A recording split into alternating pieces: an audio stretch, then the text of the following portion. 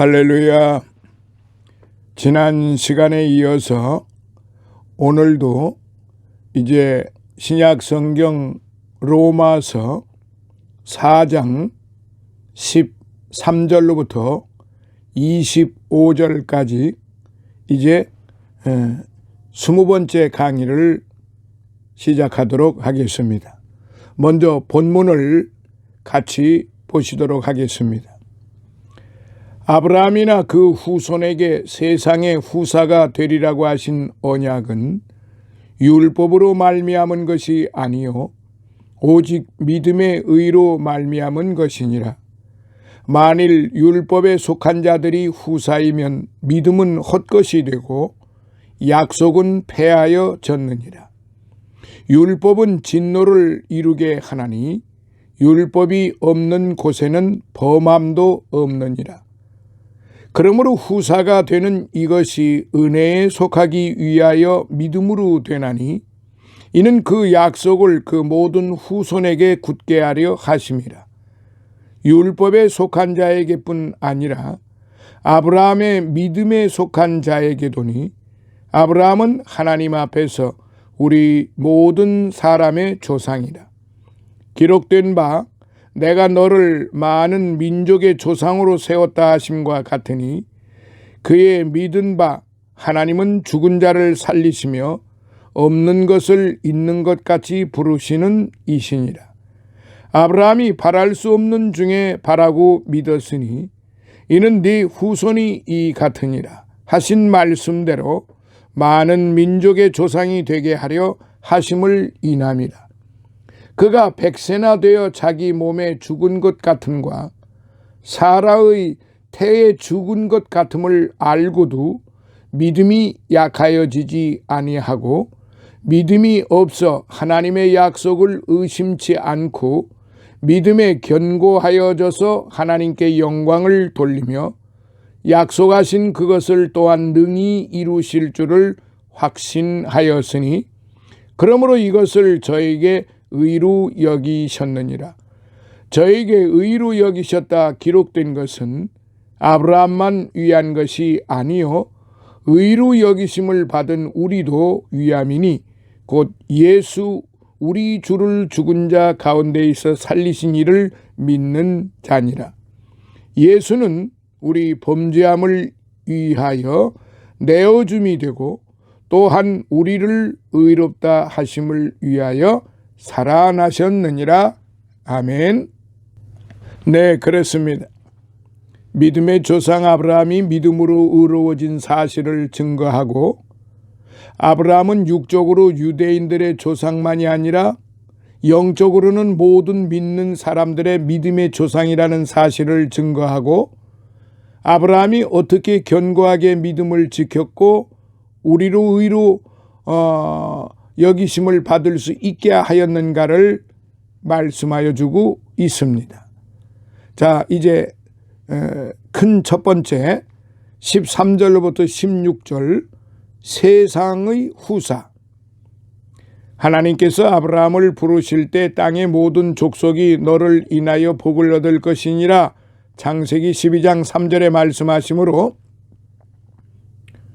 아브라함은 한 민족이나 어떤 지역 안에서의 하나님의 역사를 감당하는 것이 아니라 세상의 영적인 세계에서의 믿음의 조상이 되실 것을 말씀하신 것입니다. 작은 첫 번째 13절로부터 15절에 있는 말씀 믿음의 의. 아브라함이 하나님께서 아브라함을 불러서 너는 너의 본토 친척 아비 집을 떠나 내가 네게 지시할 땅으로 가라.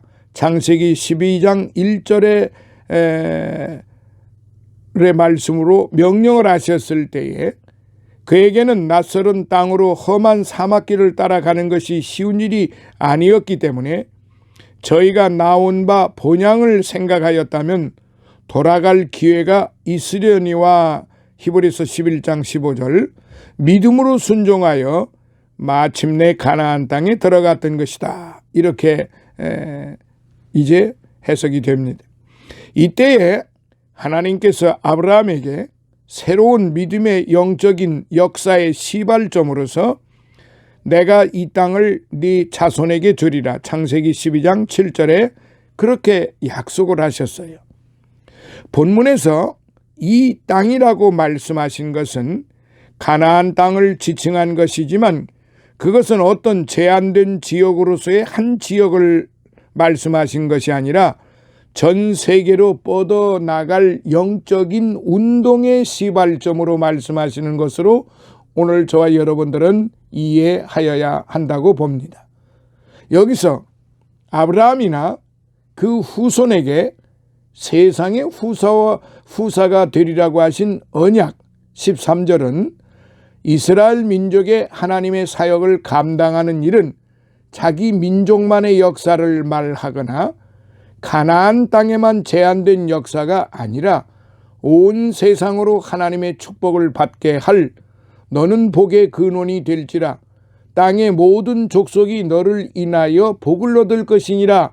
2절 3절 창세기 12장 2절 3절에 말씀하신 대로 세계적인 구원의 역사를 감당하는 언약을 말씀하신 것이지요. 이 세계적인 인류 구원의 역사의 언약은 아브라함이 하나님을 믿음에 이것이 저에게 의로 여기신 바 되었다. 이제 로마서 4장 3절 창세기 15장 6절의 말씀으로 율법으로 말미암은 것이 아니라 오직 믿음의 의로 말미암은 것이라는 것을 말씀하신 겁니다. 여기서 사도 바울은 이렇게 세계적인 인류 구원의 사역을 통하여 세상의 후사가 되는 일이 인간의 행위나 수고가 기준이 되는 율법에 속한 자들이 후사이면 믿음은 헛것이 되고 약속은 폐하여졌느니라라고 그렇게 말씀한 대로입니다.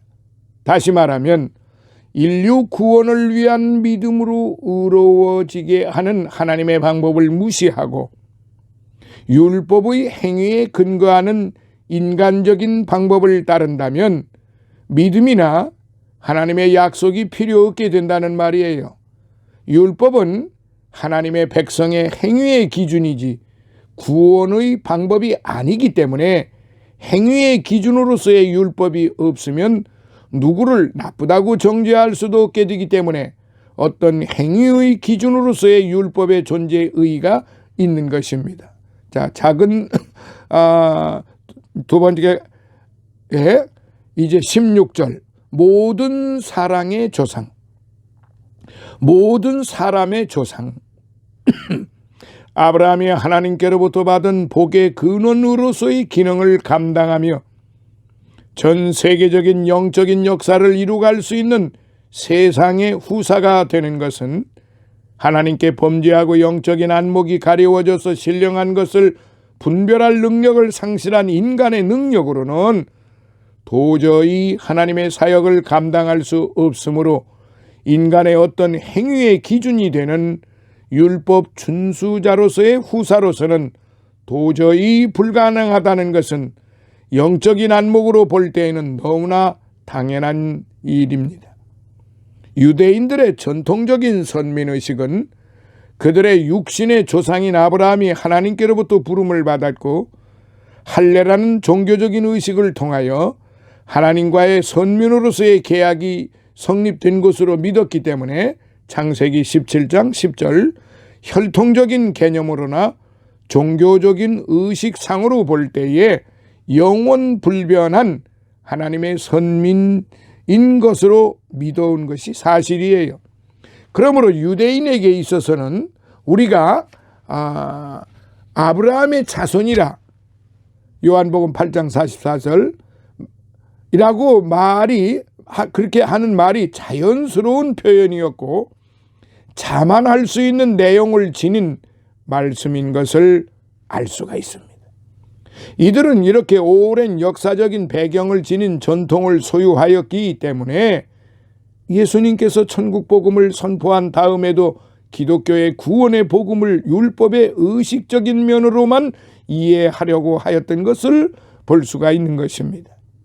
사도 바울이 힘써 기독교의 구원의 복음을 전하여 교회를 설립해 놓으면 율법주의자들이 스며들어 와서 너희가 모세의 법대로 할례를 받지 아니하면 능히 구원을 얻지 못하리라.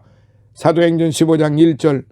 자기들의 전통적인 율법주의 사상을 기독교회에도 침투시키려고 하였던 역사적인 사실을 볼 수가 있어요. 이렇게 육적인 차원에서만 이해하려고 하였던 유대인들은 신약시대의 영적인 역사에서 제외된 것은 오히려 어쩌면 당연한 일로 볼 수가 있는 것입니다. 여기서 하나님의 약속은 형식이나 종교적인 의식에 구애받는 육적인 차원에 머물러 있는 것이 아니라 살아계신 하나님의 인격적인 말씀으로 이루어졌으므로 그 영적인 의미를 이해하고 믿음으로 받아들일 때에만이 참된 의미가 있다는 것이지요. 그러므로 참된 하나님의 선민의 약속은 아브라함의 믿음에 속한 자 4장 16절 이루어지고 이 아브라함이 믿음으로 의로워진 것 3장 4절 자신도 믿음으로 의로워지는 사실을 믿는 사람은 그의 혈통이나 문화적인 배경에 상관이 없이 세상의 후사가 된다는 것을 말씀하신 것이지요. 이런 영적인 원리에 따라 우리도 하나님의 자녀가 되고 그 축복된 영적인 역사에 동참하게 된다는 말씀이에요. 자, 이제 큰 두 번째 17절로부터 25절에 아브라함의 믿음. 이렇게 하나님께서 아브라함을 전 세계 사람들의 믿음의 조상으로 삼으셨을 것이며 구체적으로 그 믿음의 내용이 무엇인가를 오늘 저와 여러분들은 알아야 합니다. 그리하여 사도 바울은 본문에서 아브라함의 믿음을 구체적으로 설명을 하고 있어요. 자, 작은 첫 번째 17절로부터 22절 바랄 수 없는 중에 바라는 믿음. 바랄 수 없는 중에 바라는 믿음. 사람이 바라고 기대할 수 있는 것은 상식적으로 이해가 되고 합리적인 방법으로 가능하다고 판단될 때에만이 가능한 것으로 생각이 됩니다. 생각을 하게 되지요. 그것은 인류의 오랜 역사적인 과정에서 수없이 반복되어 체험하여 의식화된 체험적이고도 합리적인 방법으로 수용되어야만이 수긍될 수 있기 때문입니다. 인류가 체험한 자연 법칙이 과학적으로 이해되기 때문에 사람들은 그것이 인생과 우주의 전부인 것처럼 받아들이고 과학 만능주의 사상에 떨어져서 일반적으로 합리적인 근거가 없다고 인정될 때에는 믿지 않으려고 하는 경향이 농후한 것이 사실입니다. 그러나 아브라함은 그가 하나님을 믿을 때에 하나님의 초월적인 존재로서의 전능하신 분으로 믿을 수 있었기 때문에 그의 믿은 바 하나님의 죽은 자를 살리시며 없는 것을 있는 것 같이 부르시는 이 4장 17절의 말씀, 즉 그렇게 믿었다는 말씀이에요. 오랜 역사 속에서 누구나 죽어서 다시 살지 못했던 것을 체험하여 죽음에 대한 상식적인 이해가 정립되어 있는 인간 상식으로는 사람이 죽은 다음에 다시 살 수 있다는 생각이나 신앙이 상상조차 할 수 없는 상황에서 창조주 하나님의 절대적인 주권적인 역사를 행사하시는 분이시라는 확신이 있었기 때문에 죽은 자를 다시 살리실 수 있는 분이라는 신앙이 있었던 것입니다. 아브라함의 하나님께 대한 절대적인 신뢰에 대한 구체적인 내용은 이삭을 아들로 얻은 사실에서 볼 수가 있어요. 하나님께서 아브라함에게 네 자손이 하늘의 별과 같이 되리라고 약속하셨을 때에 상식으로는 도저히 받아들일 수 없는 말씀이므로 아브라함이나 그의 아내 사라가 웃었어요. 창세기 17장 17절 18장 12절에 인간적인 방법으로서 자기 집에서 양자로 키운 다메섹의 엘리에셀을 상속자로 기대해 보기도 하였고, 창세기 15장 2절 사라의 여종 하갈에게서 이스마엘을 낳기도 하였지만, 창세기 16장 15절 끝까지 하나님의 약속을 그대로 믿음으로 창세기 15장 6절 17장 23절 마침내 아들 이삭을 얻은 사실에서 볼 수 있습니다. 창세기 21장 3절 아브라함은 이미 노쇠하여 도저히 자녀를 생산할 수 없는 지경에 이르러서도 하나님의 약속을 의심치 않고 믿음에 견고하여져서 하나님께 영광을 돌리며 약속하신 그것을 또한 능히 이루실 줄을 확신. 로마서 4장 20절로부터 21절에 그렇게 확신을 하였던 것입니다. 그는 인간적인 이해와 가능성보다도 오히려 하나님의 역사와 하나님의 가능성을 확신하였던 것을 볼 수가 있습니다. 이런 신앙이 하나님께서 아브라함을 의롭다고 인정하시게 되었다는 그러한 믿음의 행위죠. 자, 작은 두 번째, 부활의 신앙 23절로부터 25절.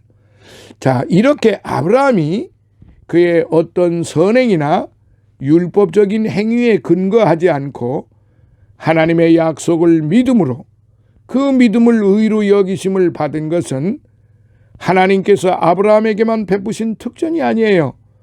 아브라함과 같이 하나님의 구원의 약속을 그대로 믿는 모든 사람들에게도 이 믿음으로 의로워지는 원리를 적용시키기 위함이었던 것을 예시하신 것입니다. 그리하여 사도 바울은 이 아브라함의 칭의는 의로 여기심을 받을 우리도 위함이니 곧 예수 우리 주를 죽은 자 가운데서 살리신 이를 믿는 자니라라고 4장 24절에 그렇게 확실하게 증거를 하였습니다. 이 말씀은 우리의 신앙의 핵심은 부활의 신앙임을 증거하는 말씀이에요. 그래서 우리 기독교의 신앙은 부활 신앙인 것입니다. 그냥 죽는 신앙이 아니고 다시 사는 부활의 신앙이라는 말이지요.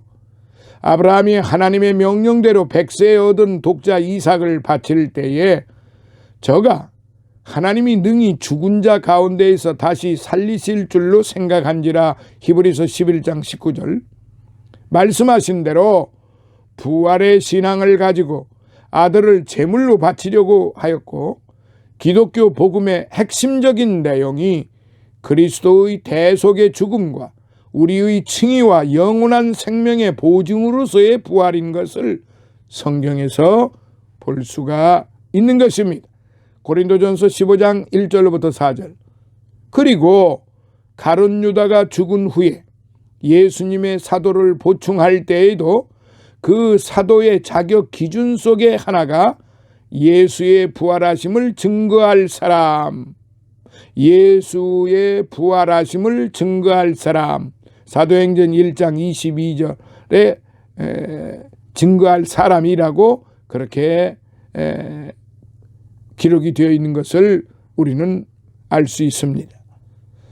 그리하여 사도 바울은 고린도전서 15장 1절로부터 4절에 증거한 내가 너희에게 전한 복음의 내용을 본문 4장 25절에서도 다시 확실하게 설명을 하고 있다는 사실입니다. 인류의 근본 문제인 죄와 사망의 문제를 해결하시고 인류를 구원하시기 위한 대속의 죽음과 천국 시민의 자격을 부여하여 우리의 의롭다 하심을 얻게 하기 위하여 부활하신 사실을 증거하였던 것입니다.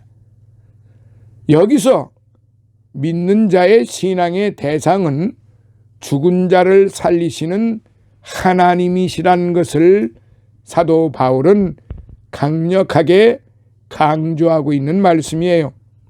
이렇게 아브라함이 도저히 믿을 수 없는 일들을 믿음으로 의로워지고 믿음의 조상이 된 것은 오고 오는 후세까지 아브라함같이 부활의 능력을 가지신 하나님을 믿는 모든 사람들에게도 똑같은 칭의의 은총을 받게 되며 하나님의 구원의 참여하여 하나님의 인류 구원의 사역자로서의 세상의 후사가 되는 것을 증거해 주시는 것입니다. 인간의 기준으로서의 상식적인 판단에 의지하지 않고 하나님의 절대적인 능력을 의지하는 사람들만이 영적인 아브라함의 참된 후손이며 시간과 공간을 초월한 영원하신 하나님의 역사의 참여자가 되는 길이라는 것을 명심하시고 오늘 저와 여러분들은 바로 이 하나님의 절대적인 능력을 의지하고 믿음으로써 아브라함을 본받아서 독자 이삭도 믿음으로 제물로 바쳐지는 그 아브라함의 마음을 우리는 마음속 깊이 새겨서 하나님이 미리 다 준비해 놓으시고 에베네셀 하나님이 미리 다 준비해 놓으신 것을 증거로 그렇게 다 삼으셨으니 오늘 저와 여러분들은 바로 이와 같이 아브라함의 믿음을 본받아서 그것을 온전히 가르쳐주는 사도 바울이 누굽니까? 바로 이 모든 것을 부정하는 그런 사울이었지 않습니까? 그런데 사울이 변하여 바울이 되어서 하나님의 그 의로운 구원의 축복을 사도 바울이 아브라함의 믿음의 의를 예로 들면서 오늘 저와 여러분들에게 이 로마서를 통해서 가르쳐주고 있다는 사실입니다. 그러면 이렇게 되기까지의 과정은 이 과정이 어떻게 여기까지 이렇게 이루어져 오고 있고 우리의 귀에 들리고 우리 마음에 새겨지고 우리 입으로 읊어지게 되느냐? 바로 성령님의 인도하심이다 이 말입니다. 할렐루야. 자, 이렇게 해서 로마서 4장은 이렇게 마무리 되겠고요. 다음 21번째 시간에서 로마서 5장을 또한 저와 여러분이 함께 배우시도록 하겠습니다. 감사합니다. 다음 시간에 다시 꼭 만나 뵙도록 하겠습니다. 할렐루야.